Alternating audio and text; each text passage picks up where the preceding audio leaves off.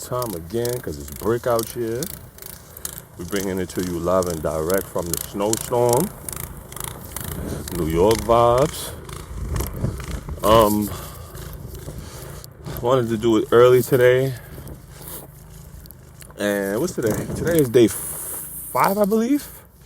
I'm not really sure, but good morning. Enjoy your snow shoveling because it's gonna be a doozy for you.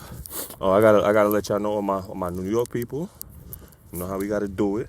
They're a little messed up right now, but we already know. We know what it is. Anyways, so this is not gonna be the way for me. I need to spin this so I don't have this thing spinning on me. There we go. Okay. Today I'm going to talk about a pet peeve that really affects a lot of things that we do. And the pet peeve that affects everything is called communications, right? As you can see, he's trying to communicate with me over there, but I'm not worried about him barking at me. Communications. Communications is the one tool. It's the single most important tool in anything you're using in your life besides thinking. You're always communicating, even when you're communicating with yourself. You communicate with lovers, friends, families, enemies, business partners, clients. The list goes on and on, strangers. You do not communicate with anybody, you feel me? And they want me to walk in a row. He want to honk his horn, but it's all goo. Anyway, so yes, communications. So, oh man, it's cold. Communications is single-handedly the most important skill set that applies everywhere in your life. And with that type of magnitude, you would think that people are better at doing it, or people would pay more attention to it, I should say. This time and age that we live in, it's like microwave era. So like relationships is microwave, putting in work is microwave. Anything that requires effort or time, better yet, is not what people are really trying to do because of the microwave era. We're used to getting everything quick. Remember the days when you had to go to the library to look up information and now you can just go to Google and you don't have to do anything? That's one of the factors why we suck at communicating now. Oh, shucks. Man, it's still going, so I'm going to have to give you a long one today. I don't know where else I was going with that. But yeah, I studied communications nearly all my life. I know a lot of the nuances. I know a lot about communicating effectively, ineffectively. And I think one thing that a lot of people struggle with when they're communicating is listening. Because hearing and listening is two similar processes, but different processes. I could be talking to you right now, you playing the game on your phone, or you watching TV. You're hearing me, but you're not listening to me. And with that type of distracted communication skill, how can you effectively communicate back to me what I said to you? Because how can you do that when you weren't properly hearing me? And another thing that's really big in communication is having a respect for another person's perspective. That is also a part of communicating, you feel me? Everybody has different perspectives or has the right to have different perspectives. So when you're communicating, sometimes you have to put your emotions aside and look at what the end game is. So like if I have a problem with you and we can't come to an agreement, we can agree to disagree, but I mean, that's a solution as well. It's not one of my favorite because it's a stalemate.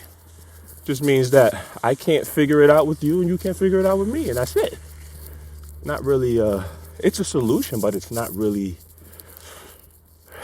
I'm not really sure. It's just not, it doesn't come to a mutual agreement like where I give a little bit of me and you give a little bit of you, and we meet somewhere in the middle.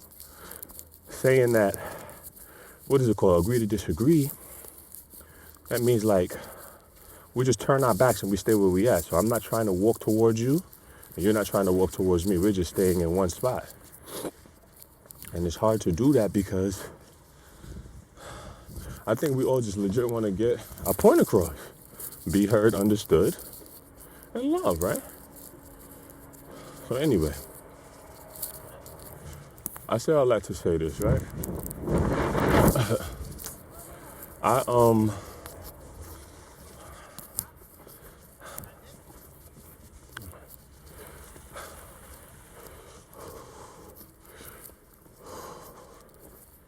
Yeah, I'm out of breath, pardon me.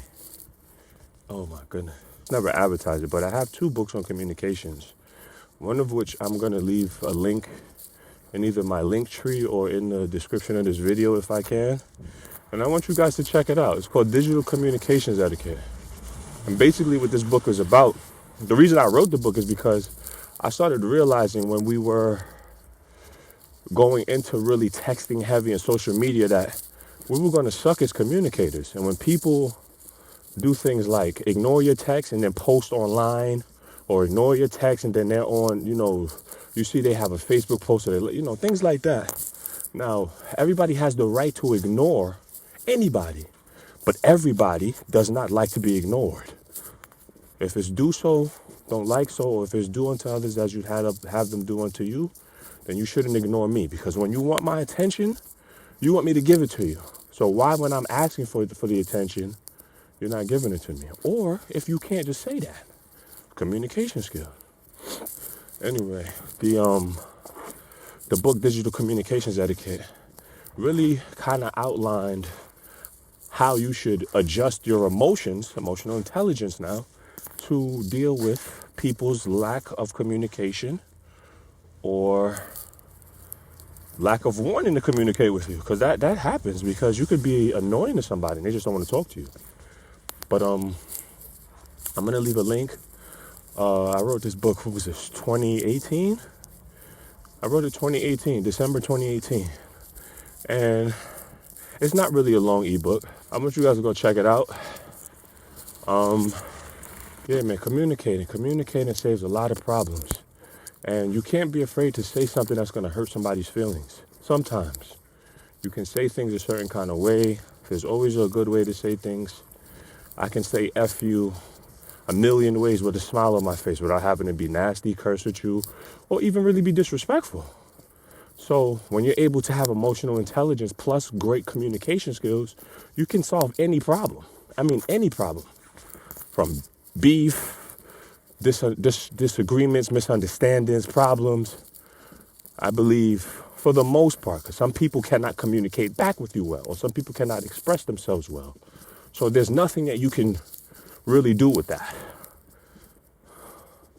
But, I feel like I got snot all over my nose. Y'all ain't tell me.